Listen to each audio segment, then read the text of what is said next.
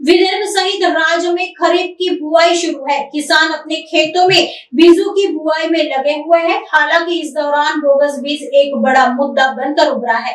Bogus बीजों के कारण किसान मुश्किल में है। देवली विधायक राजेश बकाने ने यह मुद्दा विधानसभा में उठाया और बोगस बीजों का निर्माण करने वाली कंपनी और उनको बचाने वाले अधिकारी पर कार्रवाई करने की मांग की। इस दौरान राज्य मंत्री आशीष जायसवाल ने जवाब दिया। हालांकि संतोषजनक जवाब नहीं मिलने पर विधायक मंत्री से भिड़ गए। इस दौरान तमाम विधायकों ने मामले की जांच के लिए समिति का गठन करने और सत्र समाप्त होने के पहले कार्रवाई की मांग की। जी मागणी सन्माननीय सदस्य सभागृहात करत आहे ती मागणी मी ऑलरेडी मान्य केली आहे। बैठक घेण्याचं मान्य केलं आहे।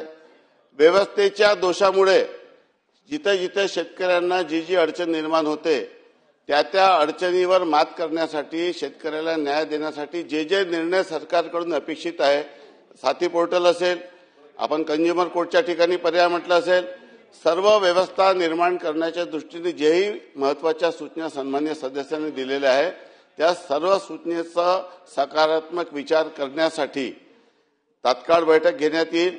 आणि मी आपल्याला सांगतो की त्याच बैठकीमध्ये अधिकाऱ्याची जबाबदारी निश्चित करून जे जबाबदार असतील अशा पद्धतीची घटनेमध्ये फक्त वर्धेतच नाही राज्यात देखील अशा पद्धतीची घटना कुठे घडली तर याच्यावर अकाउंटेबिलिटी आणि रिस्पॉन्सिबिलिटी फिक्स करण्यात। महोदय, ज्या प्रश्नाचा मी पहिल्या मिनिटापासून प्रत्येक प्रश्नाचा सकारात्मक उत्तर दिलेलं आहे।